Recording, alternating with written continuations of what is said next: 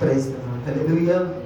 ప్రతి ఒక్కరం కూడా రెండు చేతులకి హృదయపూర్వకంగా చెప్పుకుందామండి. Praise the Lord. Hallelujah, hallelujah. దేవుడు మనందరినీ కూడా తన కృపలో మరుగు చేసుకున్నాను గాక. ఆమేన్. వర్తమానంలోకి వెళ్ళే ముందు ఒక చిన్న పాట పాడుకొని దైవవాక్యాన్ని వినడానికి మనమందరం కూడా సిద్ధమవుదాం. మోకాళ్ళున్న ప్రతి ఒక్కళ్ళు కూడా దేవుని సన్నిధిలో మోకరించవలసిందిగా వేడుకుంటున్నాను.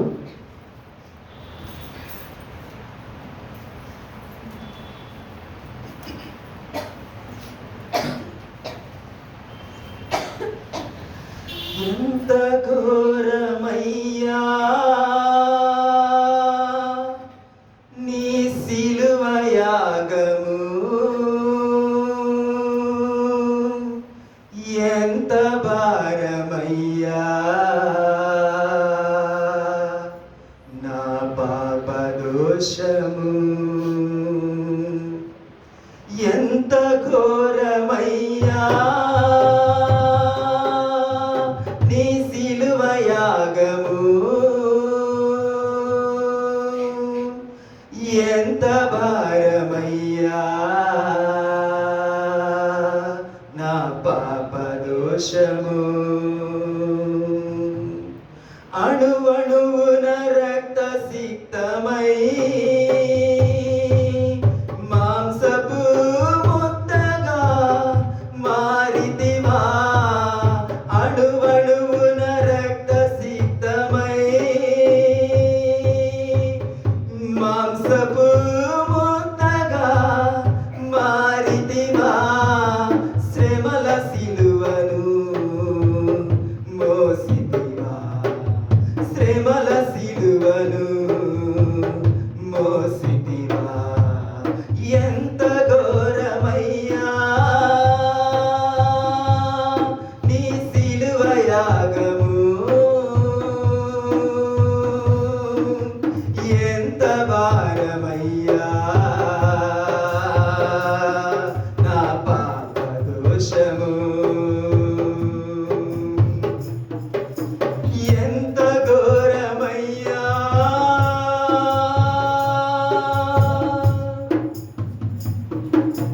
పరమ తండ్రి చిత్తము నెరవేర్చుట కొరకు పరము వీడి భువికి అరుదించినావయా, పరమ తండ్రి చిత్తము నెరవేర్చుట కొరకు పరము వీడి భువికి అరుదించినావయా, దేవుని వయ్యుండి మనుషుల చేత చిత్రహింస పడినావయ్యా, కొరడాలు దెబ్బలు కొట్టి తలకు ముళ్ళ కిరీటమెట్టి మోమున ఉమ్మి వేసి అపహసించి నెట్టినారా, నా కోసమా ఈ బలియాగము, ఎవరు చేయగలరు ఈ ప్రాణ త్యాగము, ఎంత ఘోరమయ్యా నీ సిలువ త్యాగము, ఎంత భారమయ్యా నా పాప దోషము. బతుకుతే బడిన గొర్రె పిల్లవోలే నిన్ను నీవే అర్పించుకుంటివే, భారమైన సిలువను కలువరి వరకు నీ భుజమున పెట్టుకొని మోసితివే, బతుకుతే బడిన గొర్రె పిల్లవోలే నిన్ను నీవే అర్పించుకుంటివే, భారమైన సిలువను కలువరి వరకు నీ భుజమున పెట్టుకొని మోసితివే, కాళ్ళు చేతులలో మేకులు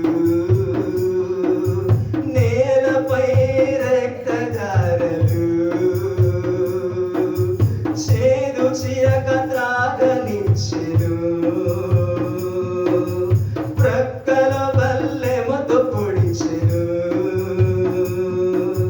నా కోసమా ఈ బలియాగము, ఎవరు చేయగలరు ఈ ప్రాణ త్యాగము? ఎంత ఘోరమయ్యా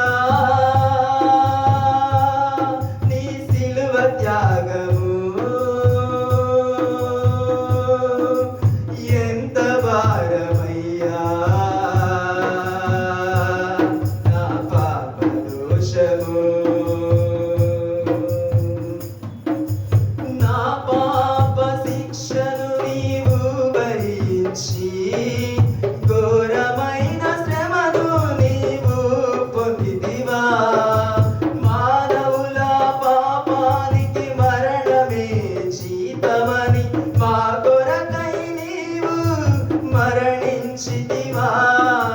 నా పాప శిక్షను నీవు భరించి, ఘోరమైన శ్రమను నీవు పొందితివా. మానవుల పాపానికి మరణమే జీతమని మా కొరకై నీవు మరణించితివా. మహిమను వీడి వచ్చితివే, నిత్య మహిమ మాకిచ్చితివే. మరణపు ముల్లు విరచితివే, నిత్య జీవ మాకిచ్చితివే. ఈ పాపి కోసమా ఈ బలియాగము, ఎవరు చేయగలరు నీ ప్రాణ త్యాగము? ఎంత ఘోరమయ్యా నీ సిలువ త్యాగము, ఎంత భారమయ్యా నా పాప దోషము. ఎంత ఘోరమయ్యా నీ సిలువ త్యాగము, ఎంత భారమయ్యా నా పాప దోషము. అణువణువున రక్త సిక్తమై మాంసపు ముద్దగా మారితివా. అణువణువున రక్త సిక్తమై మాంసపు ముద్దగా మారితివా. శ్రమల సిలువను మోసితివా, శ్రమల సిలువను మోసితివా. ఎంత ఘోరమయ్యా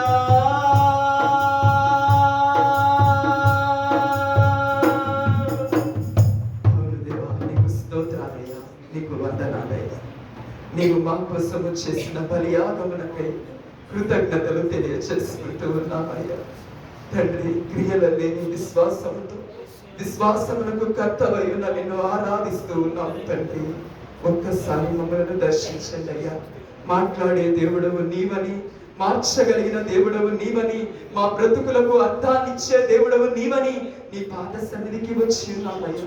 మా బ్రతుకులను మార్చండి స్వామి, మా జీవితాలలో మారు మనస్సును కలగ చేయండి అయ్యా. నీకు అర్హమైన పాత్రలుగా, నీ దృష్టికి అంగీకార యోగ్యమైన సాధనాలుగా, నీ నామమునకు మహిమ తీసుకుని వచ్చే వారధులుగా మమ్మల్ని చేసుకున్నామని, నీ ఉన్నతమైన గొప్ప నామానికి మహిమ తెచ్చుకొనమని దేవా, నీ కొరకై నీ వాక్యమును బోధించడానికి నీ బిడ్డలను నాయనా నీ రాజ్యము కొరకు సిద్ధపరచడం కొరకై నీవెన్నుకున్న నీ పాత్రను బట్టి నీకు వందనాలు నాయనా. నీ బిడ్డ అపాత్రుడు, అభాగ్యుడు, అనర్హుడు, బుద్ధిహీనుడు, చేతగాని వాడయ్యా. ప్రభువా, నీ బిడ్డ నోటి మాటను నేలకి కొట్టివేయమని, నీ వాక్యమును శక్తి కలిగిన వాడి కలిగిన ఖడ్గమును మా మధ్యకు దిగి రానిమ్ము అని వేడుకుంటూ ఉన్నానయ్యా. నీ వాక్యము హృదయాలను కోయగలిగినదయ్యా. నీ వాక్యము బ్రతుకులను మార్చగలిగినదయ్యా. ఒక్కసారి జ్ఞాపకము చేసుకొని మా మధ్యకు దిగి రండయ్యా. మాతో మాట్లాడండి అయ్యా, మమ్మల్ని దర్శించండి అయ్యా, నీ కృపలో మరుగు చేసుకొని నడిపించమని వేడుకుంటూ యేసు పరిశుద్ధ నామములో ప్రార్థిస్తూ వర్తమానమును ప్రారంభం చేసుకుంటున్నాము తండ్రి. Amen. Praise the Lord. Hallelujah, hallelujah. ప్రతి ఒక్కరం కూడా చెప్తున్నాం, praise the Lord. Hallelujah, hallelujah. నేను మోకరించమన్నానని చాలా సైలెంట్ గా ఉన్న సాంగ్ పాడని నిద్రపోయారండి ఎవరన్నా? నిద్రపోయారా? జోలపాట పాడినట్లుందా? నిజమైన క్రైస్తవులకైతే అలా అనిపించదు. ఎందుకంటే మనం వచ్చిందే ఆయన మన కోసం చేసినటువంటి త్యాగాన్ని జ్ఞాపకం చేసుకుంటూ ఆయన కొరకు మనమందరము కూడా సాక్షులుగా ఈ లోకంలో జీవిస్తూ ఉన్నాము. దేవాతి దేవుడు మొదటిగా నాకు ఇచ్చిన ఈ అవకాశాన్ని బట్టి దేవునికి ఎన్నో వందనాలు తెలియజేస్తున్నాను. బహుశా నేను వర్తమానం చెప్పి అప్రాక్సిమేట్లీ 1 year రీచ్ అవుతుందని ఇంకా అవ్వలేదు, కానీ చాలా రోజుల తర్వాత దేవుడు నాకు ఇచ్చిన అవకాశం, అందును బట్టి దేవునికి ఎన్నో వందనాలు తెలియజేస్తూ ఉన్నాను. ఈ దినము కొరకై దేవుడు మనకు అనుగ్రహించినటువంటి వాక్య భాగము రోమీలకు రాసిన పత్రిక 5వ అధ్యాయము 1వ వచనం. కాబట్టి విశ్వాస మూలమున మనము నీతిమంతులుగా తీర్చబడి మన ప్రభువైన యేసుక్రీస్తు ద్వారా దేవునితో సమాధానము కలిగి ఉందుము. వాక్యం ప్రారంభించే ముందు ఇక్కడ కూడి ఉన్నటువంటి మహిళలందరికీ కూడా ఉమెన్స్ డే శుభాకాంక్షలు తెలియజేస్తున్నాను. ప్రభువైన యేసుక్రీస్తు నామములో దేవాతి దేవుడు తాను ఏర్పరచుకున్నటువంటి మహిళలందరినీ కూడా మెండుగా దీవించును గాక. ఆమేన్. నేను వర్తమానం చెప్పాలి అని యోచన చేసినప్పుడు నేను ఆ కోణంలో ఆలోచించలేదు. ఏంటి అంటే ఈరోజు ఉమెన్స్ డే కదా, ఉమెన్స్ గురించి ప్రత్యేకంగా చెప్పొచ్చు కదా. కానీ ఈ లోకంలో మెన్స్ అని ఉమెన్స్ అని మనం డివైడ్ చేస్తాం. కానీ పర సంబంధంగా ప్రతి ఒక్కళ్ళు ఎవరై ఉన్నారు? క్రీస్తు సంఘము ఏమై ఉన్నది? స్త్రీ అయి ఉన్నది కదా. అందుకే నేను కూడా ఏం చెప్పాలి అని ఆశపడుతున్నాను అంటే, సంఘము అనే వధువు కోసం దేవుడు కోరుకుంటున్నటువంటి ఆయన యొక్క ఆశ వాంఛ ఏమై ఉన్నదో కొద్ది మాటలు దేవుడు నాతో మాట్లాడిన మాటలు. ఎందుకంటే చెప్పే నేనైనా వినే మీరైనా ఎవరైనా ఎవరి వారమై ఉన్నాము? దేవుని వారమై ఉన్నాము. అందరము కూడా ఆ మాటలకు లోబడి జీవిస్తేనే ఆయన రాజ్యంలో అడుగు పెడతాం. అంటే ఇక్కడ నిలబడి చెప్పినంత మాత్రాన నేను పరలోకానికి వెళ్ళను, మీరు కూర్చొని విన్నంత మాత్రాన ఇక్కడే విడవబడతారని ఏమీ లేదు. ఎవరైతే ఆయన మార్గంలో నడుస్తారో వారు మాత్రమే పరమును సొంతం చేసుకుంటారు. కాబట్టి వాక్యంలోకి వెళ్లే ముందు ఒక చిన్న ప్రశ్న. మనమందరము కూడా దేవుని బిడ్డలమే కదా? అవునన్న వారి చేతులు ఎత్తండి. ఎందుకంటే నోరు తెరవరు, భయం చాలా మందికి, అందుకనే చేతులు ఎత్తున్నా. దేవునికి ఎన్నో వందనాలు. సువార్త అందరికీ తెలుసా? చాలా ఆలోచించి చెప్పండి. సువార్త అందరికీ తెలుసా?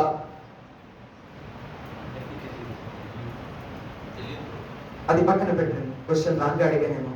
సంఘంలో ఉన్న మీ అందరికీ కూడా సువార్త తెలుసా? సరే, అది పక్కన పెడదాం. హైదరాబాద్ బిర్యానీ తెలుసా అండి? తెలుసా? చెప్పండి. బిర్యానీకి ఎవరు తెలీదా? తెలుసు కదా. ఎలా తెలుసు? టేస్ట్ చేసే ముందు ఏదో ఒకటి చేస్తారు, తెలుసుకుంటారు. తెలుసుకున్న తర్వాత వెల చెల్లిస్తారు. చేసుకునే వారైతే శక్తిని దారబోస్తారు, ఇంకా భుజిస్తారు. భుజించి దాన్ని తిన్నది అరిగిందాక ఏం చేస్తారు? శ్రమిస్తారు. శ్రమించినప్పుడే అది ఏమవుతుంది? ఆరోగ్యాన్ని అనుగ్రహిస్తుంది, లేకపోతే అనారోగ్యానికి కారణమవుతుంది కదా. ఎలా తెలిసింది? ఒక బిర్యానీని తెలుసుకోవడానికి ఇది చేయాల్సి వచ్చింది. నేను అడిగిన ప్రశ్న, సువార్త మీకు తెలుసా?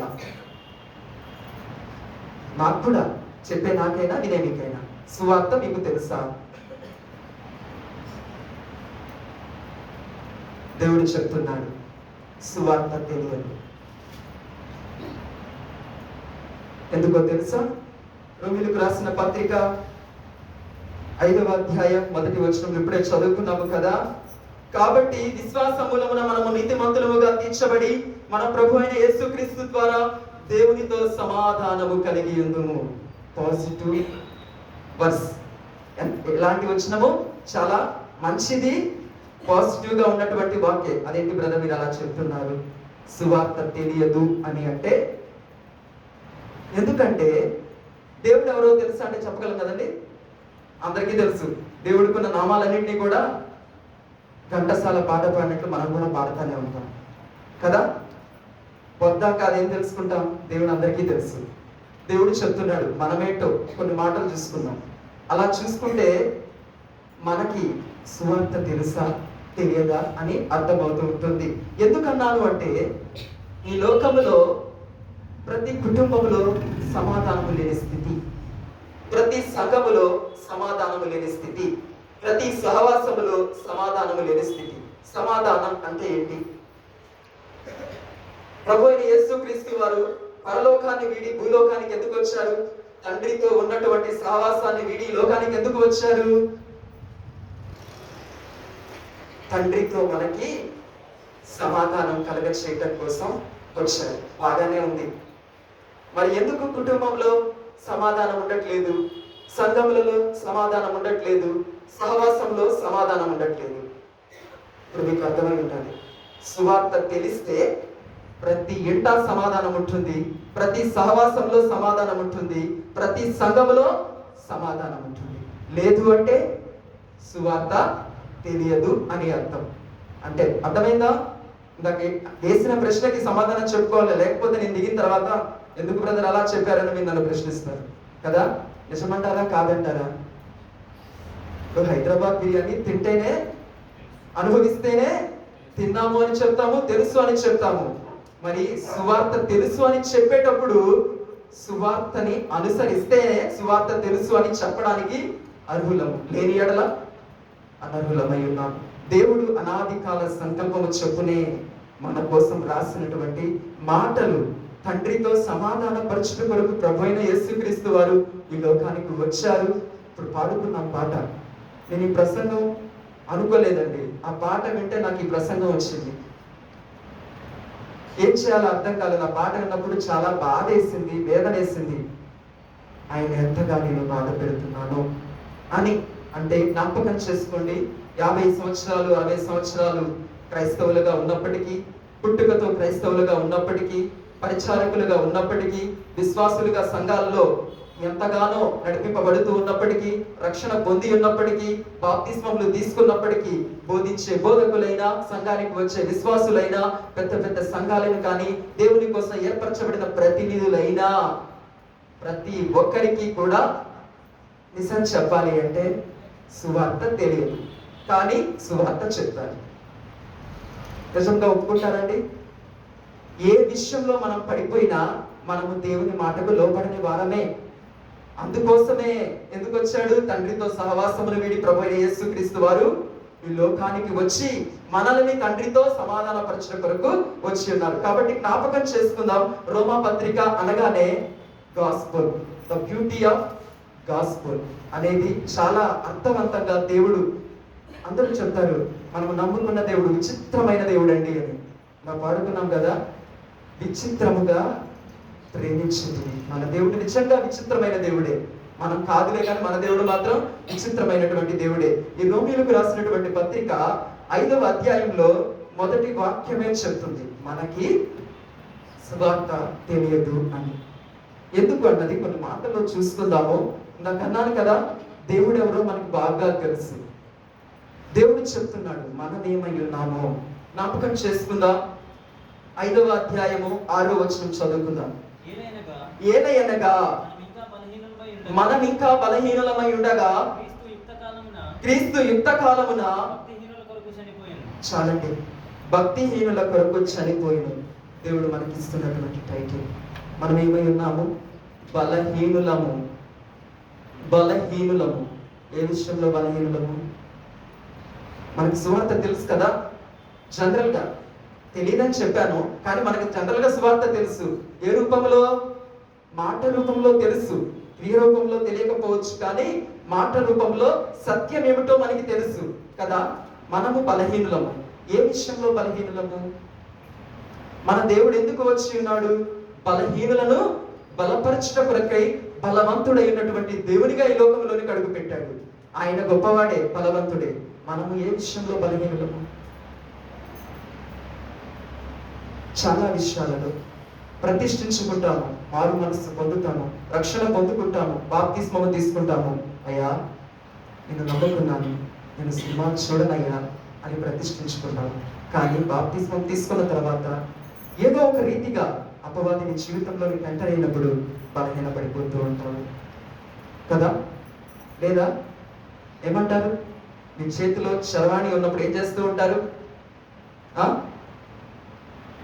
ఎన్నో అశ్లీలమైన దృశ్యాలు వస్తూ ఉంటాయి, దేవునికి విరోధమైనటువంటి పోస్టింగ్స్ వస్తూ ఉంటాయి. స్క్రోల్ చేయమండి, చూస్తూనే ఉంటాము, వెళుతూనే ఉంటాము. అలా అపవాది ఏం చేస్తూ ఉంటాడంటే మన బలహీనతని వాడుకుంటూ ఉంటాడు.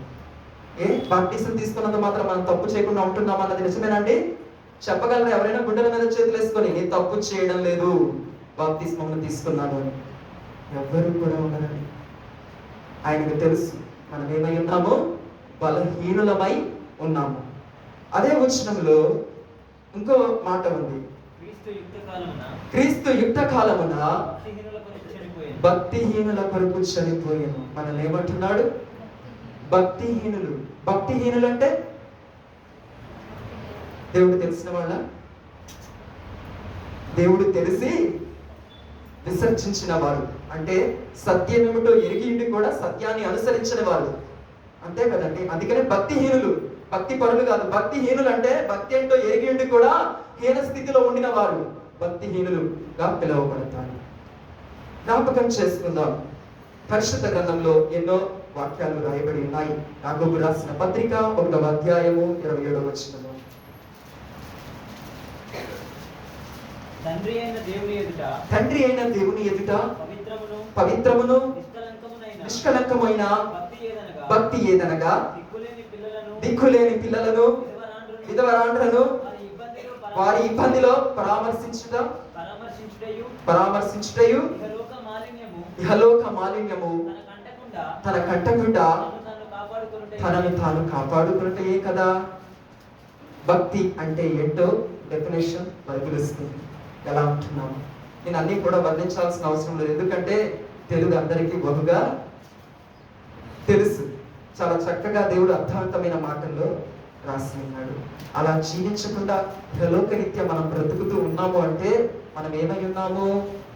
భక్తిహీనులమై ఉన్నాము. మనం ఏమానము? దేవుని సన్నిధిలోనే ఉన్నామండి, దేవుని బిడ్డలుగా పిలువబడుతున్నాము, రక్షింపబడి ఉన్నాము, బాప్తిస్మం తీసుకొని ఉన్నాము. మనలో ఈ క్రియ ఉంటే మనం భక్తిహీనులము. ఆ దేవుడు చెప్పింది చేస్తే భక్తి పరులమే, చెప్పింది చేయకపోతే భక్తిహీనులము. మనం ఏమై ఉన్నాము? సువార్త ఎరిగిన వారము, కానీ సువార్త భక్తులు చెప్తారు కదా, నీవు నడిచే సువార్తగా ఉండాలి అని. ఎప్పుడుంటావు? ఎరిగిన సువార్తని అనుసరించి నడుచుకున్నప్పుడు నీవు నడిచే సువార్తగా ఉంటావు, అంతే కదా. అవునా కదా? ఇప్పుడు భక్తిహీనుల గురించి పరిశుద్ధ గ్రంథం చెప్తుంది. అలా ఉండకుండా ఉంటే ఎవరు? భక్తి పరులు. అలా ఉంటున్నామా? అలా లేకుండా ఉంటున్నాము అంటే దేవుడు మనతో మాట్లాడుతున్నటువంటి మాట అక్కడ ఇంకా ఉంది. ఎప్పుడు రాశాడో తెలుసా? దేవుడు ఆనాడే రాశాడు. ఏమని? మీరు బలహీనులై ఉన్నారు, మీరు భక్తిహీనులై ఉన్నారు. ఇంకా ముందుకు వస్తే ఇంకొక టైటిల్ ఉందండి, 8వ వచనము.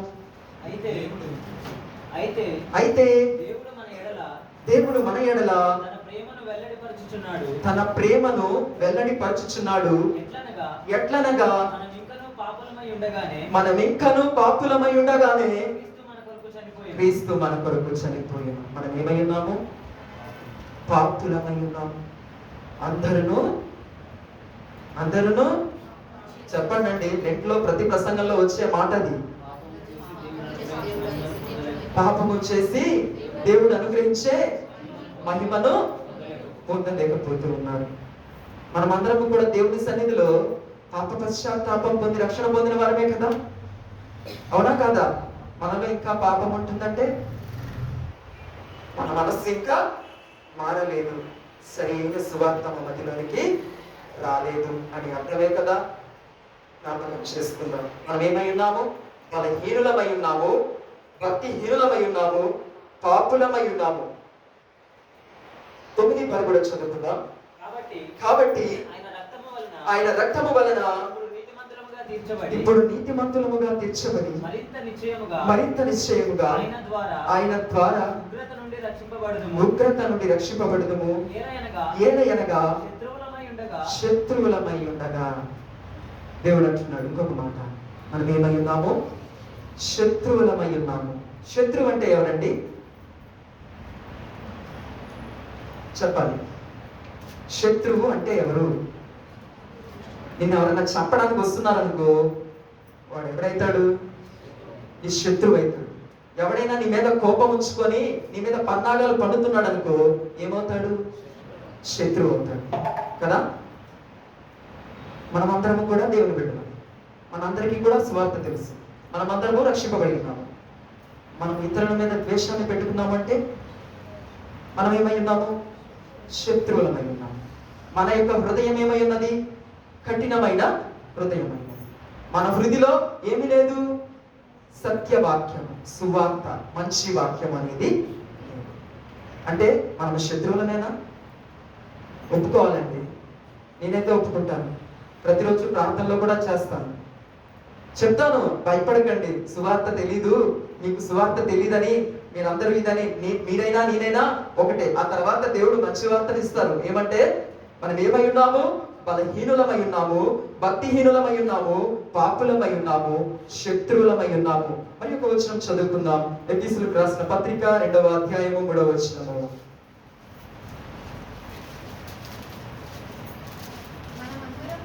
మనమందరము శరీరము యొక్కయు మనస్సు యొక్కయు కోరికలను నెరవేర్చుకొనుచు మన శరీరాశలను అనుసరించి మునుపు ప్రవర్తించుచు కడమ వారి వలనే స్వభావ సిద్ధముగా దైవోగ్రతకు పాత్రులమై ఉంటిమి. అక్కడ ఒకసారి ఫుట్నోట్ లో ఉంది, ఒకసారి చదవండి. ఏమొచ్చిన ఫుట్నోట్ లో ఉంది ఏంటమ్మా? 6th మూల భాషలో ఉగ్రత పిల్లలమై ఉన్నాము. మనం ఏమై ఉన్నాము? ఉగ్రత పిల్లలమై ఉన్నాము. ఎలా ఉన్నాము? పై చదివాం కదా. ఏ విధంగా అయినాము? వారితో కలిసి మనమందరము కూడా శరీరము యొక్కయు మనస్సు యొక్కయు కోరికలను నెరవేర్చుకొనుచు మన శరీరాశలను అనుసరించి మునుపు ప్రవర్తించుచు కడమ వారి వలె స్వభావ సిద్ధముగా దైవోగ్రతకు పాత్రులమై ఉంటిమి. మనమందరము కూడా ఉగ్రత పుత్రులమై ఉన్నాము. బాగానే ఉంది.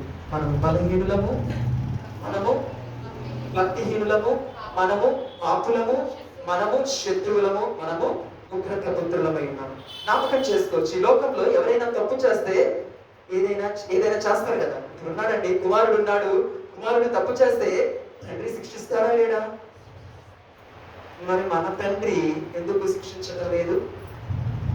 ఎవరైనా అడగొచ్చు, మరి ఇన్ని చేస్తున్నాం కదా బ్రదర్, మీరు చెప్తున్నారు మనం బలహీనులమని, మనము భక్తిహీనులమని, మనం పాపులమని, మనం శత్రువులమని, మనం ఉగ్రత పుత్రులమని, మన అన్నీ తెలిసినటువంటి దేవుడు మనల్ని ఎందుకు శిక్షించడం లేదు? నిజమే కదా, శిక్షించాలి కదా. ఎలా ఒకవేళ శిక్షిస్తే ఆలోచించుకున్నాం, ఎలా శిక్షిస్తారు? రోడ్డు మీద వెళుతూ ఉన్నామండి, ఒక అశ్లీలమైన పోస్టర్ కనపడుతూ ఉంటుంది. మనం చూసినప్పుడు దేవుడు శిక్షిస్తే ఏం చేయాలో తెలుసా? మన కన్ని గుడ్లు పీకి మన చేతిలో పెట్టాలి. అంతే అంటారా? నిజమే కదా, నిజమే కదా. ఒక చెడు నడక నడిచామనుకోండి, దేవుడు ఏం చేయాలి? కాళ్ళు ఎరగొట్టి కూర్చోబెట్టాలి. అలా కాకుండా పొట్ట బదులు తిన్నామనుకోండి, ఏం చేయాలి దేవుడు? ఒక 10 రోజులు హాస్పిటల్లో పడేయాలి. ఎందుకు చేయట్లేదు? ఎందుకు చేయట్లేదు? కీర్తనల గ్రంథము 78వ కీర్తన 39వ వచనము.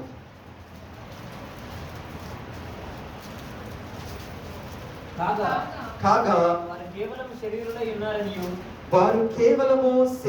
ఉన్నారనియు విసరి వెళ్ళి మరలి రాని గాలి వలెనున్నారనియు వెళ్ళి మరలి రాని గాలి వలెనున్నారనియు ఆయన జ్ఞాపకం చేసుకున్నాడు. దేవుడు ఏం జ్ఞాపకం చేసుకున్నాడు తెలుసా? తన బిడ్డల కోసం. మరలా చదువుకున్నాం బ్రదర్. కాగా వారు కేవలము శరీరులై ఉన్నారనియు విసరి వెళ్ళి మరలి రాని గాలి వలె ఉన్నారని ఆయన జ్ఞాపకం చేసుకున్నాడు. మనల్ని దేవుడు జ్ఞాపకం చేసుకున్నాడు, కానీ మనము దేవుడిని జ్ఞాపకం చేసుకోవటం లేదు. ఒకటి, పాపానికి మనం అలవాటు పడ్డామనుకోండి, మనంతటికి మనం తిరిగి రామండి. మన ఎంతకి ఎవరు వస్తే మనం వస్తాం తిరిగి? ఎవరు వస్తే మనం వస్తాం? దేవుడు ఆకర్షిస్తే కానీ ఎవరు కూడా ఆయన యొద్దకు రాలేదు అని దేవుని లేఖనం సెలవిస్తుంది కదా. అంతే. అందుకని ఆయన మనం ఆయన దగ్గరికి రాలేము, వెళ్ళిపోతామని నాకు చెప్పాను కదా. విచిత్రమైనటువంటి దేవుడు ఏంటి తెలుసా? ఎక్కడైనా న్యాయాధిపతి నేరస్తుడి దగ్గరికి వచ్చి నా దగ్గరికి రా అని క్షమాపణ వేడుకుంటాడా?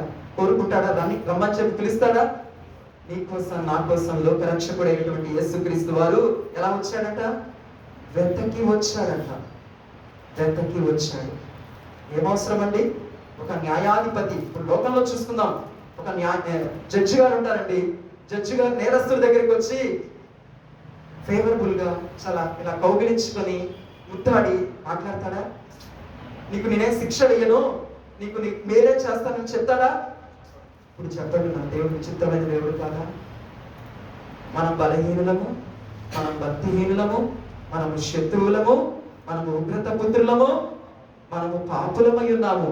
అయినా ఎరిగి ఉండి మనలను ఎంతగానో ప్రేమించాడు. అంతే కదా. ఇప్పుడు ఈ లోకంలో ఎందుకు సమాధానం ఉండదు? సమాధానం ఉండకుండా ఉండే పరిస్థితుల్లో దేనికి కారణం ఏమై ఉన్నది? ఇప్పుడు నేనున్నానండి, నాకు ఒక తోటి సహోదరులు కానీ లేకపోతే నా తల్లిదండ్రులు కానీ ఎవరైనా సరే ఉండొచ్చు. ఎప్పుడు సమాధానం కోల్పోతాము?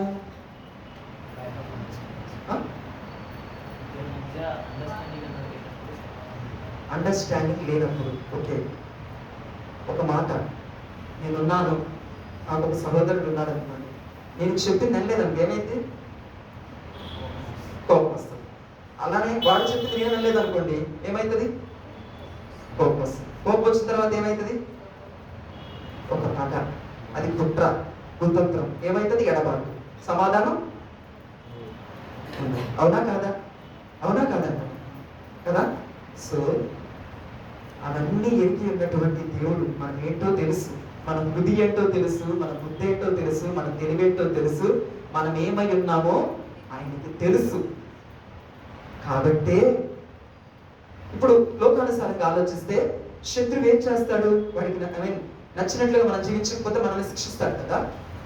ఇప్పుడు దేవుడు కూడా మనల్ని శిక్షించాలి, అవునా కదా? దేవుడు కూడా మనల్ని శిక్షించాలి. ఫర్ ఎగ్జాంపుల్, దేవుడిని శత్రువు అనుకున్నాం, మనం అందరము లోకంలో ఉన్న మనుషులం అనుకున్నాం.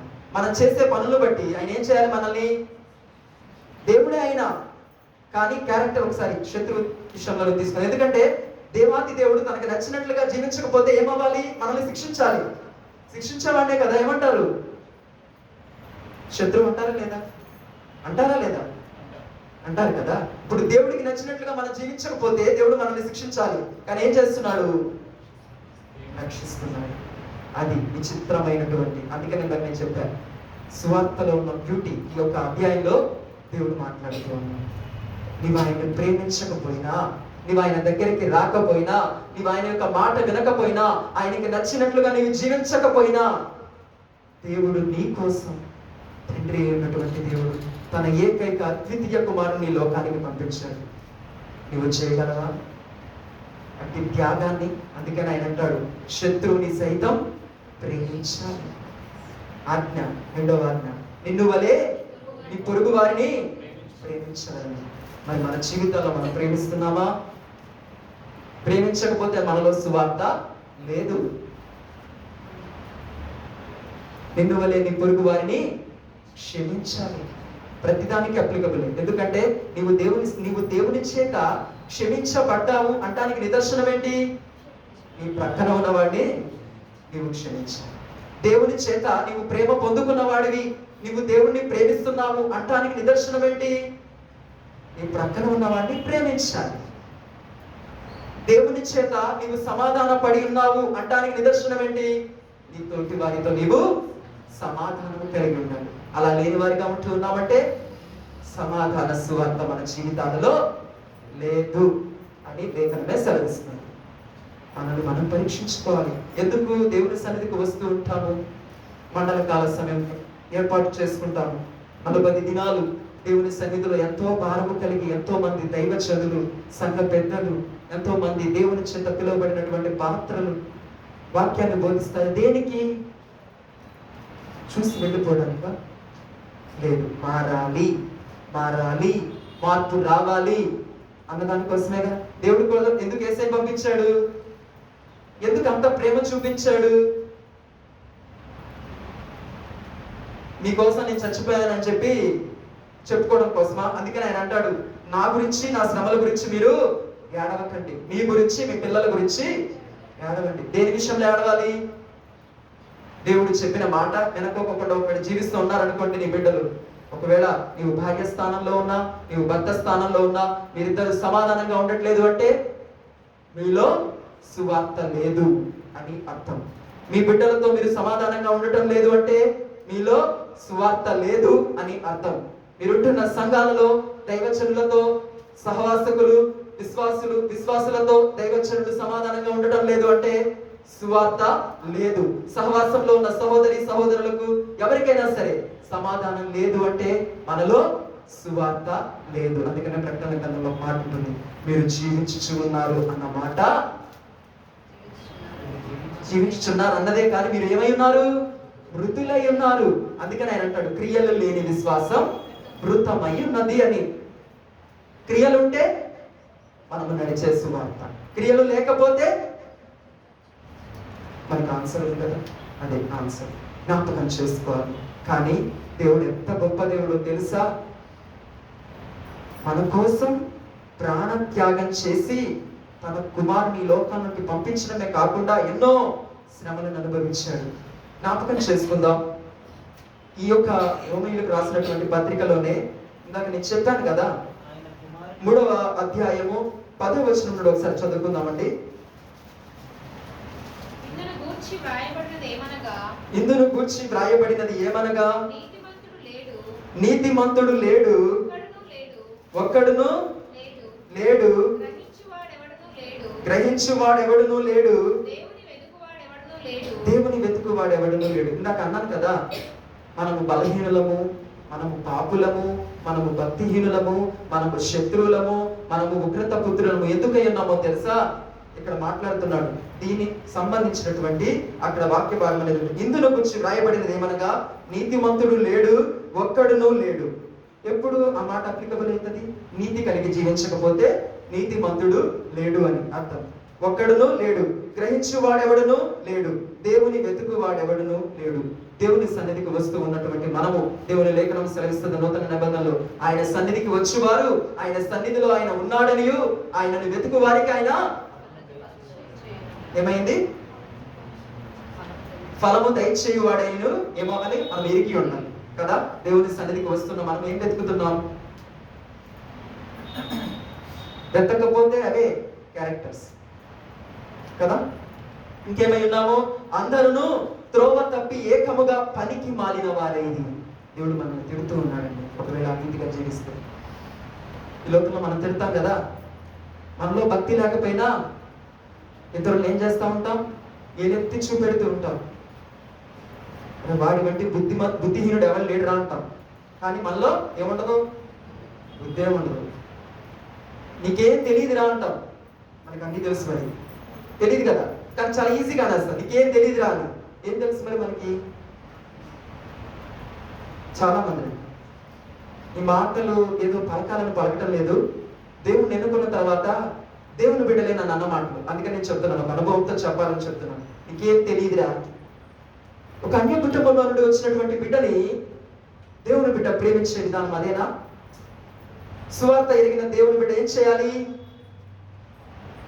తనను తాను తగ్గించుకొని ఏం చేయాలి? ఒకరిని ఒకరు యోగ్యులుగా ఎంచుకోవాలి. ఎంచుకున్నప్పుడే నువ్వు ఎవరవుతావు? దేవుని బిడ్డవవుతావు. దేవుని ప్రేమ నీలో ఉంటున్నట్టు. అవునా కాదా? ఒకరిని ఒకరు ధనులుగా ఎంచుకోమని దేవుని లేఖనం సెలవిస్తుంది. మనం ఎంచుకుంటామండి? మనం మంచి బట్టలు వేసుకొస్తే పక్కన మంచి బట్టలు వేసుకురాకు, ఇంకా మనకంటే మంచి బట్టలు వేసుకొస్తే చూస్తూ వారాలు లేనటువంటి ప్రజల మధ్యలో మనం బతుకుతూ ఉన్నాము. మనకంటే అందంగా ఉంటే తట్టుకోలేము, మనకంటే గొప్ప చదువులుంటే తట్టుకోలేము, మనకంటే గొప్ప భవనాలుంటే తట్టుకోలేము, మనకంటే గొప్ప విద్యార్హతలు ఉంటే తట్టుకోలేము. అవి పక్కన పెడదాం. మనకంటే ప్రార్థన ఎక్కువగా చేసేవారుంటే ఓరవలేము, మనకంటే గొప్ప ఆరాధన చేసేవారుంటే చూస్తూ ఉండలేము, మనకంటే గొప్ప పాటలు పాడేవారుంటే. అందరి గురించి చెప్పడం లేదండి, ఉన్నారు, లేక మానలేదు. మన జీవితంలో ఒక్కసారి జ్ఞాపకం చేసుకుంటే మనకి ఎన్నో ఎక్స్పీరియన్సెస్ ఉంటాయి. ఇలాంటి క్యారెక్టర్స్ ఉన్నవాళ్ళు. అది నేను అవ్వచ్చు, ఎందుకంటే నా లైఫ్లో నేను కూడా ఎన్నో రకాలుగా ఉంటాను. ఎందుకంటే నేను మనిషిని, నేను బలహీనుడనే, నేను పాపినే, నేను శత్రువునై ఉన్నాను. దేవుడు అందరికీ ఉపకారి అయి ఉన్నాడు. ఒకరికి అపకారం చేసి ఒకరికి ఉపకారం చేసే దేవుడు కాదు. అందరూ బాగుండాలి అనే దేవుడి యొక్క వాంఛనని జ్ఞాపకం చేసుకోవాలి. ఇక్కడ ఇంకేమై ఉన్నది? అందరూ త్రోవ తప్పి ఏకముగా పనికి మాలిన వారైది, మేలు చేయువాడును లేడు, ఒక్కడైనను లేదు. మేలు చేయమని దేవుడు చెప్పాడు కదా, మరి మనం మేలు చేస్తాము. అవకాశం ఉన్నప్పుడు దేవుడు అంటాడు, మేలు చేయటం నీ వంతు అయితే, నీకు వీలైతే చేయకుండా మానద్దంటాడు. ఎన్నో అవకాశాలు మనకు వస్తూ ఉంటాయి, కానీ మనం చేయమండి. లోతులాగా ఏం చేస్తూ ఉంటాము? వెనకడుగు వేస్తూ ఉంటాం. వెనక తిరిగితే ఏమవుతుంది? మరణం. జ్ఞాపకం చేసుకోవాలి. ఇంకా అందరూ త్రోవ తప్పి ఏకముగా పనికి మారిన వారేని, మేలు చేయువాడు లేడు, ఒక్కడైనను లేడు. వారి గొంతుక జ్ఞాపకం చేసుకోండి. మన శరీరంలో ఉన్న ప్రతి అవయవం గురించి మాట్లాడటం జరుగుతుంది ఇక్కడ. వారి గొంతుక తెరిచిన సమాధి, తమ నాలుకలతో మోసము చేయుదురు. వారి పెదవుల క్రింద సర్ప విషం ఉన్నది, వారి నోటి నిండా శపించుటయు పగయు ఉన్నవి. రక్తము చిందించుటకు వారి పాదములు పరిగెత్తుచున్నవి. నాశనమును కష్టమును వారి మార్గములలో ఉన్నవి. శాంతి మార్గమును వారెరగరు. వారి కన్నుల ఎదుట దేవుని భయము లేదు. ప్రతి నోరు ముయ్యబడినట్లును సర్వలోకము దేవుని శిక్షకు పాత్ర మగునట్లును ధర్మశాస్త్రము చెప్పుచున్న వాటినన్నిటినీ ధర్మశాస్త్రమునకు లోనైన వారితో చెప్పుచున్నదని ఎరుగుదుము. జ్ఞాపకం చేసుకుందాం. పాడుకున్నాం కదా ఇందాక పాట. ఏం చేశారు? బల్లెముతో పొడిచారు, చేతులకు కాళ్లకు మేకులు దించారు, నోటితో అవమానించారు, మోముపై ఉమ్మి వేశారు, కొరడాలతో కొట్టారు, శిరస్సుపై ముండ్ల కిరీటమును ధరించారు. నాగటి చాళ్ళ వలె యేసయ్య దేహాన్ని ఏం చేశారు? పొడిచారు. మరి రక్షణ పొంది ఉన్న మనం అందరము కూడా దినదినము ఎన్నిసార్లు కంటితో పాపం చేస్తూ ఏం చేస్తున్నాం? తలంపులతో పాపం చేస్తూ ఏం చేస్తున్నాం? నోటితో పాపం చేస్తూ ఏం చేస్తున్నాం? చేతులతో పాపం చేస్తూ ఏం చేస్తున్నాం? కాళ్ళతో పాపం చేస్తూ ఏం చేస్తున్నాం? ఈ దేహములో దేవుడు అనుగ్రహించినటువంటి అవయవాలను వినియోగిస్తూ ఎన్ని పాపములు చేస్తున్నామండి. అంటే ఇంకను మనం ఏం చేస్తున్నాము? యేసయ్యను సిలువకి వేసి కొడుతూనే ఉన్నాము. అందుకనే ప్రభు అయిన యేసుక్రీస్తు వారు ఈ లోకానికి వచ్చింది ఎందుకంటే నిన్ను మార్చాలి అని, నీలో మార్పు తీసుకురావాలి అన్నదే ఆయన వాంఛ అయినది. నేను యొక్క చిన్న ఈ ప్రసంగానికి ఒక టైటిల్ పెట్టుకున్నాం, say sorry to Jesus. Say sorry to Jesus. దేవుడు కోరుకుంటున్నాడు. ఏం చేశాడు? ఒక గొప్ప రాజ్యాధికారం కలిగినటువంటి అధిపతి ఉన్నాడు, ఏ విలువ లేనటువంటి ఒక వాడు ఉన్నాడు కదా. ఏం చేయాలి? ఏదైనా కావాలంటే అధికారి దగ్గరికి వెళ్ళాలి, కానీ అధికారి వాడి దగ్గరికి వస్తాడా? కానీ మన దేవుడు ఎక్కడికి వచ్చాడు? విలువ లేని మన దగ్గరికి వచ్చాడు, బుద్ధిహీనులమైన మన దగ్గరికి వచ్చాడు, బలహీనులమైన మన దగ్గరికి వచ్చాడు, శత్రువులమైన మన దగ్గరికి వచ్చి ఉన్నాడు, అజ్ఞానులమైన మన దగ్గరికి వచ్చి ఉన్నాడు. దేనికోసమో తెలుసా? నిన్నెంతగానో ప్రేమించాడు. అట్టి ఉగ్రతకు నీవు పాల్పడకూడదు అని దేవాది దేవుడు సర్వాన్ని వీడి సమస్తాన్ని విడిచిపెట్టి లోక రక్షకుడిగా ఈ లోకానికి దిగివచ్చి శ్రమలను అనుభవించి మరణించి తిరిగి లేచి ఒక విజయాన్ని మనకి అనుగ్రహించి ఉన్నాడు. అంటే దేవునికి నచ్చినట్లుగా మనం జీవించకపోతే మనం అందరం ఏమవుతాము? ఉగ్రత పాలవుతాం. ఇప్పుడు మాట్లాడుకున్న దాని ప్రకారం చూస్తే అంటే దేవుని యొక్క ఉగ్రతకి మనం పాల్పడకుండా మనకి దేవునికి మధ్య ఒక వ్యక్తి సిలువ మ్రాను మీద వేలాడాడు. అందుకనే మనం అందరము కూడా క్షేమముగా సురక్షితంగా ఆయన సన్నిధిలో ఉన్నాము. ఈరోజు మనం అందరం క్షేమముగా ఉన్నాము అంటే ఏ పాపం చేయలేదనా? కాదు, దేవుడు మన కోసం మరణ త్యాగం చేశాడు. అదే సువార్త, మంచి వార్త, గుడ్ న్యూస్. అవునా కాదా? మన కోసం మనం చేసిన పాపముల నిమిత్తమై వెల చెల్లించాడు. ఆఖరి రక్తపు బొట్టు వరకు రక్తాన్ని కార్చాడు. కాబట్టి ఈరోజు మనము క్షేమముగా సజీవముగా, మన జ్ఞానాన్ని బట్టి కాదు, మన బుద్ధిని బట్టి కాదు, మన తెలివిని బట్టి కాదు, మనము కలిగి ఉన్నటువంటి ఆత్మీయ ఎదుగుదలను బట్టి కాదు, కానీ వాగ్దానము చేసిన వాడు నమ్మదగిన దేవుడు. మనల్ని ఎలా చేయాలనుకున్నాడు? ఉగ్రత పుత్రులుగా ఉంచాలని మనల్ని పేరు పెట్టి పిలుచుకోలేదు. వాగ్దాన పుత్రులుగా మనల్ని అందరినీ కూడా చేయుట కొరకు సమస్తాన్ని వీడి ఈ లోకానికి వచ్చాడు ప్రభు అయిన యేసుక్రీస్తు వారు. ఆయనని వెంబడిస్తున్నటువంటి మనమందరము కూడా ఆయన వలె ఈ లోకములో సిలువని ఎత్తుకొని జీవించినప్పుడే మనము సిలువని మోసిన వారమై ఉన్నాము. అంతేకాని సిలువని మోసారు, సిలువ యాగం అనుభవించారు అని చెప్పుకోవడానికి కాదు. ఇదేమి క్యాసెట్ కాదు ప్లే చేసుకుంటూ వినటానికి. మనము కూడా ఆయన రాజ్యంలోని అడుగు పెట్టాలి అంటే మనలో ఏముండాలి? అట్టి సిలువ యాగము మనం అనుభవించాలి. ఈ లోకములో ఎన్నో దేవునికి విరోధమైన క్రియలు ఉంటూ ఉంటాయి. వాటికి రాజీ పడుతున్నామా?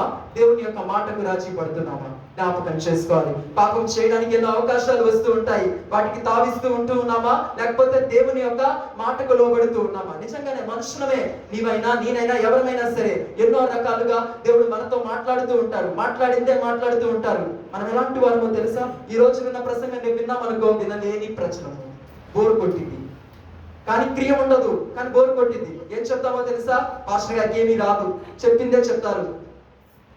మరి మనకేమొచ్చు? మారడం వచ్చా? లేదే. ఇదే ఇందాక చెప్పాగా, వీళ్ళెత్తి చూపెట్టారు, నీకేమీ తెలియదు. అందుకే దేవుడు పనికిమాలిన వాడు కాబట్టి వాళ్ళు నిలబెట్టుకున్నాడా? లేదు. ఆయనకి తెలుసు ఎవరిని నిలబెట్టుకోవడమో. బుద్ధిహీనులను సిగ్గుపరచట కొరకు, బుద్ధిమంతులను సిగ్గుపరచట కొరకు బుద్ధిహీనులను ఎన్నుకున్నాడు. బలవంతులను సిగ్గుపరచట కొరకు బలహీనులని ఏర్పరచుకున్నాడు. జ్ఞానవంతులని సిగ్గుపరచట కొరకు జ్ఞానులని, వివేకం కలిగిన వారిని ఎన్నుకున్నాడా? లేదు. జ్ఞానము లేని వారిని ఎన్నుకొని వారికి జ్ఞానము తెప్పించే వాడే ఉన్నాడు. జ్ఞాపకం చేసుకుందాం. మనకేమవుతుందో తెలుసా? తిని తిని ఏమవుతుందంట? తిన్నది చేదవుతుందంట. అలానే విని విని ఏమవుతుంది? రక్కసం అయిపోతుంది. విసర్జించిన వారిగా, విననొల్లని వారిగా, వాక్యమును విడిచిపెట్టే వారిగా ఉంటూ ఉన్నాము. కానీ దేవుడు ఏం సెలవిస్తున్నాడు? పాపమును విడిచిపెట్టి పారిపోమంటున్నాడు. అది అంత సులువైన పనేమీ కాదు. కానీ దేవుని వాక్యం వింటున్నటువంటి మనము ఒకానొక రోజు మనలో మార్పు అనేది రావాలి. మారాలి అనే అందుకని ఏమంటాడో తెలుసా? మానక సహవాసములో మీరు కూడుకొని ఉండుడి అని. ఒక రోజు టాబ్లెట్ వేసుకుంటే ఏదైనా తగ్గిపోవచ్చు కదండి. అక్కడికి వెళ్ళినప్పుడు ఎందుకు 4 రోజులు ఇస్తారు చెప్పండి? మళ్ళీ రాకుండా. మనకు కూడా అంతే. ప్రతి వారం ఎందుకు సంఘానికి వస్తూ ఉంటామంటే మన రోగాలన్నీ పోవడానికి ప్రతిరోజు మన్నా అనేది మనకు అవసరం. అందుకని ఆయన అంటాడు, అనుదినము మారు మనస్సు పొందుడి. అనుదినము అంటే దివారాత్రములు ఆయన యొక్క వాక్యమును ధ్యానించుడి. అనుదినము మీ మోకాళ్ళు దేవుని సన్నిధిలో. ఊరకనే కాదు, మనం బలహీనులమని ఆయనకి తెలుసు, మనము అజ్ఞానులమని దేవునికి తెలుసు, మనము శత్రువులమని మనకు తెలుసు. అన్నీ తెలిసే ఎన్నోసార్లు పడిపోతూ ఉంటాము. అసలు తెలియకపోతే నాకు ఒక్కొక్కసారి అనిపిస్తుంది, లోకంలో ఉన్న వాళ్ళే నయమేమో, కొన్ని విషయాల్లో కరెక్ట్గానే ఉంటారేమో, కానీ మనకు అన్నీ తెలుసు, కానీ చాలా విషయాల్లో పడిపోతాం కదా. మళ్ళీ ఏం చేస్తామో తెలుసా? లోకస్తులు అట్లా ఉంటారండి. మరి మనం ఎలా ఉన్నాం? దేవుని బిడ్డలమైనా దేవుడు ఎన్నోసార్లు మాట్లాడతాడు. వాళ్ళకి ఇది లేదు, పోగలేకపోయినా కానీ ఏదో ఉడతా భక్తి కొద్ది గొప్పగానే ఉంటారు. మనకి దేవుడు పుష్కలంగా ఎన్ని కోట్లు ఇస్తాడండి? ఇంకా అయ్యో 6-7 ఏళ్ళు ఉంటే బాగుంటాయి. అవి కూడా 5 ఏళ్ళే ఉన్నాయి మనకి కదా. ఒక బిర్యానీ నచ్చకపోతే వేరే బిర్యానీకి వెళ్తాం. ఒక ఇల్లు నచ్చకపోతే వేరే ఇంటికి వెళ్తాం. కంఫర్ట్. దేవుడు ఎన్నుకున్నాడు అలాంటిది. రిక్తుడై ఈ లోకానికి వచ్చాడు నీ కోసం సమస్తాన్ని నీవే విషయంలో నేను త్యాగం చేయడానికి సిద్ధంగా ఉన్నావా? నీకోసం సర్వలోక రక్షకుడు, బహు సుందరుడు, 10,000లో అతి సుందరుడు, అతి కాంక్షణీయుడు, పరిశుద్ధ గ్రంథంలో ఇంగ్లీష్ బైబిల్లో రాయబడి ఉంటుంది. నేర్పడిగా ఆయన శిలువ మీద నిలవబడ్డాడు. చినిగిపోయిన చక్క కొంచెం హోల్ పడితేనే వేసుకురావడానికి ఏం చేస్తాం? గిల్టీనెస్. ఎవరైనా ఒక మాట అంటే మొహం చూపించుకోలేని స్థితి. దైవజనులు ఏమైనా వాక్యం ఖండితంగా చెప్తే సంఘానికి రాకుండా వెళ్ళిపోవడమే. ఎవరైనా నీకు ప్రార్థన చేయడం రాదు అంటే ఆ సిస్టర్ ఎనిమియే. ప్రతి ఒక్కరిని ప్రేమించాలి. అదే త్యాగం అంటే, అదే సాక్రిఫైస్ చేయడం అంటే. అవునా కదా? సిలువని మోయడం అంటే అదేనా కాదా? కష్టమే. అన్ని విషయాల్లో మనం కరెక్ట్ గా ఉంటాం, కానీ ఒక విషయంలో ప్రారంభిస్తే ఇంకొక విషయంలో ముందుకు వెళ్ళడానికి దేవుడు సహాయం చేయవాడు. అందుకే ఆయన దగ్గరికి వెళ్ళినప్పుడు మన వల్ల కాదండి ఏది, మనమేంటో ఆయనకు తెలుసు. అందుకే ఆయన మన కోసం వచ్చాడు. కానీ ఆయన ఒకటే కోరుకుంటున్నాడు, అయ్యా నన్ను క్షమించాను ఒక మాట అంటే సరిపోదు. ఎప్పుడైనా అయ్యా నేను ఈ పాపం చేశాను, ఇలా చేశానయ్యా, ఇలా బ్రతికానయ్యా, ఈ విధంగా చూశానయ్యా, ఎంత రోత జీవితాన్ని అనుభవించానయ్యా అని దేవుని సన్నిధిలో చాలా మంది అడుగుతారు. ఎలా చేస్తారు బ్రదర్ ప్రార్థన అంతసేపు? ఒక 2 నిమిషాల్లో చేస్తే అవదా? నువ్వు నిజంగా దేవునితో విచారణ చేసేవాడివైతే నీ పాపం మొత్తం చెప్పుకుంటే రోజు సరిపోదు. చాలా అదే ప్రార్థన అంటే. నేను పాపిని దేవా అని చెప్పుకోవాలి, అంతేగాని అయ్యా నీ పాపం చేశానయ్యా నన్ను క్షమించు. ఏ పాపం చేశా? ఇంటర్వ్యూలో జాబ్ ఇస్తాడా? క్వశ్చన్కి ఆన్సర్ మొత్తం చెప్తేనే జాబ్ ఇస్తాడు, శాలరీ కూడా ఫుల్గా ఇస్తాడు. లేకపోతే ఏమంటాడు? నెక్స్ట్ టైం వీళ్ళైతే చూద్దాం, ఏదో ఉట్టి మాట అది అంతే కదా. మరి ఎలా ఆయన సన్నిధిలో ఎలా ఒప్పుకుంటున్నాము? యథార్థంగా. ఇప్పుడు ఉన్నారండి, ఒక స్నేహితుడు ఉన్నాడు, ఇంకొక స్నేహితుడు ఉన్నాడు, hi brother so and so రాసి మంచిగా. అందుకని బైబిల్ అనేది ఏమైంది తెలుసు? ఒక లెటర్ అయ్యింది, ఒక లేఖ, ప్రేమ లేఖ, అన్నిటికీ సంబంధించినటువంటి ఒక ఉత్తరం రాసే విధానం. కరెక్ట్గా చెప్తేనే కరెక్ట్గా అర్థమవుతుంది. ఒక్కరి దగ్గరగా చెప్పామనుకో, వీడికి చేత కాదు, తెలివి లేదు, ఇంగ్లీష్ రాదు, ఎన్నెన్నో పోస్తూ ఉంటాం. అవునా కదా? జ్ఞాపకం చేసుకోవాలి. ప్రార్థన కూడా మనం అలా చేసినప్పుడే. ఎలా గడుపుతావో తెలుసా? నీవు గంటల కొద్ది దేవుని సన్నిధిలో ప్రార్థన, నీవు చేసిన ప్రతి దాన్ని జ్ఞాపకం చేసుకొని దేవుని సన్నిధిలో నీ యొక్క దేహాన్ని నలగొట్టుకుంటే గంట కాదు, 2 గంటలు కాదు, 3 గంటలు కాదు, 4 గంటలు కాదు, సమయమే తెలియదు. అయ్యా నేను పాపిని నన్ను క్షమించంటే 1 నిమిషం చాలు. అందరూ అనగలరండి అది. మళ్ళీ పైగా ఏం చెప్తారంటే, సుందరి చేశాడు ఒక ప్రార్థన. ఏం ప్రార్థన? పాపినైనా నన్ను క్షమించు. కరెక్టే. ఆయన భక్తి జీవితం ఎలా ఉందో దేవుడికి తెలుసు. మరి మన భక్తి జీవితం ఎలా ఉందో దేవుడికి తెలుసా? కాపీ రైట్స్ వర్క్ అవ్వవు. బైబిల్ అనేది కాపీ రైట్ కాదు. మన జీవితం దేవుని దృష్టికి అంగీకార యోగ్యంగా ఉండాలి. జాబ్లో అలానే చేస్తాం, ఇది తీసుకెళ్ళి అక్కడ వేసేద్దాం, చేస్తామని చెప్పుకుంటాం, వాళ్ళు కూడా ఇస్తూ ఉంటారు. అది కాదు మ్యాటర్ ఆఫ్ ఇష్యూ. దేవుడు దానికి కూడా జీతం కరెక్ట్గా జీవిస్తేనే ఇస్తారు. ఎందుకంటే ఆయన కరెక్ట్ కాబట్టి.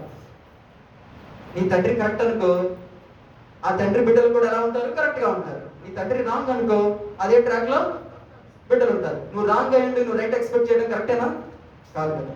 సో జ్ఞాపకం చేసుకో, ఎలా బ్రతుకుతున్నాం. నీ కోసం నా కోసం దేవాది దేవుడు సర్వాన్ని వీడి ఈ లోకానికి వచ్చి ఉన్నాడు. కాబట్టి మనల్ని మనం జ్ఞాపకం చేసుకునేవారుగా ఉండాలి. కోపము చూపేటటువంటి దేవుడే ఏమై ఉన్నాడు? నిన్ను కాపాడడానికి ఈ లోకానికి వచ్చి ఉన్నాడు. అదే విధంగా మనం ప్రమాదాలలో ఉన్నప్పుడు కానీ, ఏ సమయాల్లో ఉన్నప్పుడు కానీ నేనున్నాను అంటూ ముందుకు వచ్చాడు. నువ్వేనాడన్నా నీ కొరకు నేనున్నానయ్యా అని వెళ్ళావా? లేదే. అర్థమవుతుందా?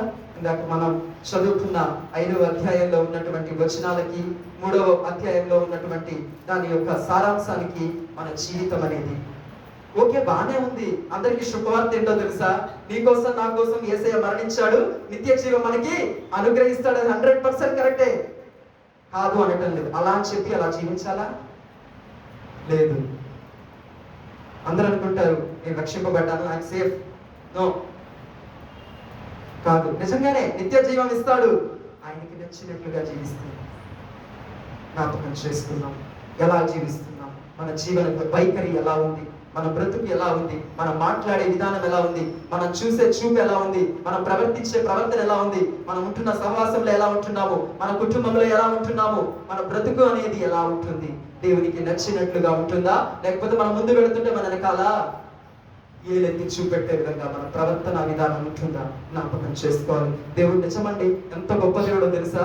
ఎవరికి ఉండవేమో ఈ 40 దినాలు మంచిగా అది పరిశుద్ధ గ్రంథంలో ఉన్నదా లేదా అన్న పక్కన పడదు. ఎందుకంటే క్వశ్చన్స్ చేసే వాళ్ళు ఉంటారు, మనకు అనవసరం వాళ్ళు. కానీ మేలు కోసం ఏది చేసినా అది దేవుడు ఏం చేస్తాడో తెలుసా, యాక్సెప్ట్ చేస్తాడు కదా. సో ఈ 40 దినాలు దేవుడు మనకి ఇస్తున్నటువంటి ఒక ట్రైనింగ్ పీరియడ్. ఆయనలో మనం ఎదగడానికి మన వల్ల కాదు, మన కోసం ట్రైనర్స్ ఉన్నారు, దేవుడు ఎన్నుకున్న దైవజనులు ఉన్నారు. వాళ్ళు ఉపవాసం ఉండి అంగలార్చి ప్రార్థనలు చేస్తూ మీకోసం ప్రయాసపడుతూ ఉన్నారు. మీ వల్లే ఉద్యోగాలు చేసుకోలేరా, మీ వల్లే గొప్ప గొప్ప స్థానాల్లో ఉండాలని వారి కోరికలు ఉండవా?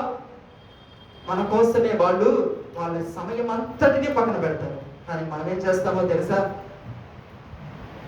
దిననొల్లని ఇజ్రాయేలీయుల జనాంగం వలె ప్రవర్తిస్తూ దేవుడు అనుగ్రహించే కృపను దుర్వినియోగపరుచుకునే వారంగా ఉంటాము. కాబట్టి దేవుడు అది మన నుండి కోరుకోవడం లేదండి, జ్ఞాపకం చేసుకుందాం.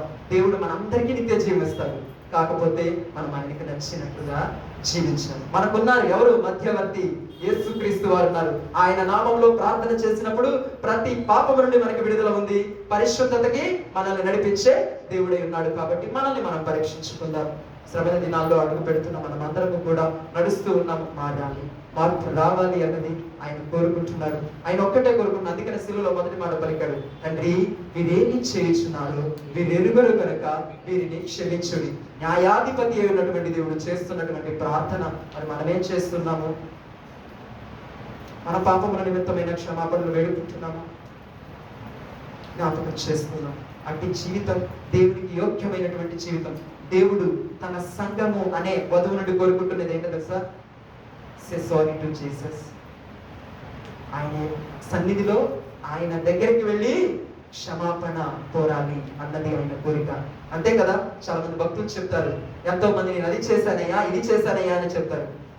నేను ఎక్కడో విన్నా, నాకు క్లారిటీగా గుర్తులేదు, కానీ నువ్వు ఫలానా నీ సహోదరుని క్షమించలేదు కనుక నీకు గేట్స్ లోపలికి ఎంటర్ అవడానికి లేదు అన్నది నేను విన్నాను. అది నాకు క్లారిటీగా లేదు. అంటే ఆయన గుణం మనలో లేకపోతే నీవెవరో ఆయనకి తెలియదని చెప్పేస్తున్నాడు. ఆయన రాజ్యంలోనికి అడుగు పెట్టకపోకుండా వీలు ఉండదు. కాబట్టి జ్ఞాపకం చేస్తూ వధువు సంఘమునకు ఉండాల్సినటువంటిది క్షమాపణ. అందులోనే సువార్త మొత్తం దాగి ఉన్నది. కాబట్టి అట్టి జీవితం మనం కలిగి జీవించటకు దేవుడు మనందరికీ కూడా సహాయం చేయను గాక. ఆమేన్. ప్రార్థన చేసుకుందాం. ప్రతి ఒక్కరికి కూడా మోకరిద్దాం. దేవుడు మన బ్రతుకులను మార్చాలి అని, మన జీవితాలలో మార్పు తీసుకురావాలి అని, ఆయన రూపంలోనికి మనం అందరము కూడా రావాలి అన్నది ఆయన యొక్క ఆశ, ఆయన యొక్క వాంఛ, ఆయన యొక్క కోరిక ఉన్నది. ఈ లోకంలో నీకు నచ్చిన వారి కోసం ఎన్నెన్నో చేస్తూ ఉంటావు కదా. నీ కోసం నా కోసం ప్రాణం పెట్టిన ప్రాణ ప్రియుడైనటువంటి యేసయ్య కోసం నువ్వేం చేస్తావు? ప్రియనేస్తావా? దేవుని సన్నిధిలో ఉన్నాం, జ్ఞాపకం చేసుకుందాం. మనమందరము కూడా ఒక నిబంధన చేసుకుందాం. అయ్యా, ఇంతకాలము కూడా ఈ సత్య వాక్యమును ఎరిగి కూడా నిన్ను నల్లని వానిగా విసర్జించిన వానిగా ప్రవర్తించి ఉన్నానయ్యా. దేవుని సన్నిధిలో ప్రార్థించిన ప్రియ దేవుని బిడ్డ, క్షమాపణ వేడుకో. ఎన్నో మార్లు పరిశుద్ధ గ్రంథాన్ని చేతపట్టుకొని అనుదినము వాక్యము చదువుకుంటూ కూడా, అనుదినము ప్రార్థన చేసుకుంటూ కూడా, అనుదినము ఆయన సన్నిధికి వస్తూ ఉంటూ కూడా ఏదో ఒక విషయంలో పడిపోతూ ఉంటాము. మనము బలహీనులము, మనము పాపాత్ములము, మనము శత్రువులము ఉన్నాము. మన కోసమే లోక రక్షకుడైనటువంటి యేసయ్యను తండ్రి అయిన దేవుడు ఈ లోకంలోనికి పంపించి ఉన్నారు. అట్టి విచిత్రమైనటువంటి ప్రేమను జ్ఞాపకం చేస్తూ ఎవరు చేయగలరు? శత్రువుని కూడా ప్రేమించగలిగినటువంటి మనసు నా యేసు మనసు. అట్టి మనస్సు నీవు కూడా కలిగి ఉండాలని యేసయ్య కోరుకుంటూ ఉన్నారు. కాబట్టి ప్రతి ఒక్కరు కూడా ప్రార్థన చేద్దాం. అయ్యా, నీ సన్నిధికి వచ్చుచున్న మాకు అట్టి మనస్సును దయచేయి ప్రభువా. త్యాగపూరితమైన మనస్సును మాకు దయచేయి నాయనా. మా జీవితాలు ఒక స్వార్థగా మార్చమని వేడుకుంటున్నామయ్యా అని నోరు తెరిచి అడుగుదాం. నా ప్రియ దేవుని బిడ్డలారా, దేవా నీకు వందనాలు, దేవా నీకు స్తోత్రాలు, దేవా నీకు కృతజ్ఞతలయ్యా. ఎందరైతే నీ సన్నిధిలో విన్నవించుకుంటూ ఉన్నారో, ఎందరైతే నీ నామములో రక్షణ పొంది ఉన్నారో, ఎందరైతే నీ రక్తములో కడగబడి ఉన్నారో, ఎందరైతే నీ ఆత్మలో నీ ఆత్మతో నింపబడి నడిపింపబడుతూ ఉన్నారు. వారందరి జీవితాలలో దేవా నీ చిత్తము సిద్ధింపబడును గాక అని ప్రార్థిస్తూ ఉన్నాను నాయనా. ప్రభువా తండ్రి దేవా నీకే వందనాలు. నీ యొక్క చేతిలో అర్హమైనటువంటి పాత్రలుగా నీకు మహిమ తీసుకుని వచ్చే వాడి కలిగిన సాధనాలుగా ప్రతి ఒక్క బిడ్డను మార్చమని వేడుకుంటూ ఉన్నాను తండ్రి. మా జీవితాలు మీకు నాయనా ఇంపైన సువాసనగా ఉండునట్లు స్థిరపరచమని వేడుకుంటూ ఉన్నామయ్యా. మాకు బలమును అనుగ్రహించమని వేడుకుంటున్నామయ్యా. మాకు మేముగా జీవించలేము, మాకు మేముగా బ్రతకలేము దేవా. ఈ జీవితము నీవు అనుగ్రహించిన భిక్ష, నాయనా ఈ బ్రతుకు నీవు అనుగ్రహించిన దానమయ్యా దేవా. ప్రసంగిలో భక్తుడు అంటూ ఉంటున్నాడు తండ్రి దేవా, దేవుని యొక్క ఆజ్ఞ లేనిది ఒక నరుడు పూజించుట అసాధ్యము అంటున్నాడయ్యా. నిజమే తండ్రి, నీవు పెట్టిన దానము, నీవు పెట్టిన భిక్షను బట్టే మేము జీవిస్తున్నాము తండ్రి దేవా. ఒక్కసారి మమ్మల్ని దర్శించయ్యా, మా జీవితాలను మార్చయ్యా, మా బ్రతుకులను మార్చయ్యా. మీకు ఇంపైన పాత్రలుగా మమ్మల్ని చేసుకో స్వామి. నీకు వందనాలు, నీకు కృతజ్ఞతలు తెలియచేసుకుంటున్నానయ్యా. మండల కాల సమయంలో నీ సన్నిధికి వచ్చుచున్న ప్రతి ఒక్క బిడ్డపై నీ యొక్క ఆత్మ దిగి రానిమ్ము అని వేడుకుంటూ ఉన్నానయ్యా. ప్రతి ఒక్కరిని నీ సార మీద నుండి త్రోసి వేయక సరి అయిన పాత్రలుగా చేసుకోమని వేడుకుంటున్నానయ్యా. ద్రాక్షవల్లి అయిన నీలో అంటు కట్టబడిన తీగల వలె పెరికి వేయబడే తీగలుగా ఉండకుండా నీలో ఉన్నటువంటి నాయన సుగుణాల చేత అలంకరింపబడిన వారిగా ఫలించడి కొమ్మలుగా చేసుకోమని వేడుకుంటున్నాను తండ్రి. నీకే స్తోత్రాలు, నీకే వందనాలు, నీకే కృతజ్ఞతలు తెలియజేసుకుంటూ ఉన్నామయ్యా. నీవు కోరుకుంటున్న విధంగా మా జీవితంలో క్షమా హృదయమును దయచేయమని వేడుకుంటున్నామయ్యా. మరణ తుది శ్వాస వరకు కూడా ప్రతి ఒక్కరిని దేవా క్షమించే హృదయాన్ని చేతనైనంత మటుకు ప్రతి ఒక్కరితో సమాధానము కలిగి జీవించే కృపా వాక్యమును మాకు దయచేయమని వేడుకుంటూ సర్వశక్తి కలిగినటువంటి యేసుక్రీస్తు నామములో ఎందరైతే నిబంధన చేసుకుంటున్నారో వారందరి జీవితాలలో నిత్య నిబంధనగా మారుస్తూ ఉంటున్నందుకే మీకు స్తోత్రాలు నాయనా. నీ కొరకై నీ రాజ్యంలో అడుగు పెట్టిన కొరకు ప్రతి బిడ్డను కూడా స్థిరపరచుకుంటున్నందుకు నీకు స్తోత్రాలు తెలియజేసుకుంటూ సర్వశక్తి కలిగినటువంటి నజరేయుడైన యేసుక్రీస్తు వారి అతి శ్రేష్టమైనటువంటి నామములో ప్రార్థించి అతి వినయముగా అడిగి వేడుకొని పొందుకొని నామ తండ్రి. ఆమేన్.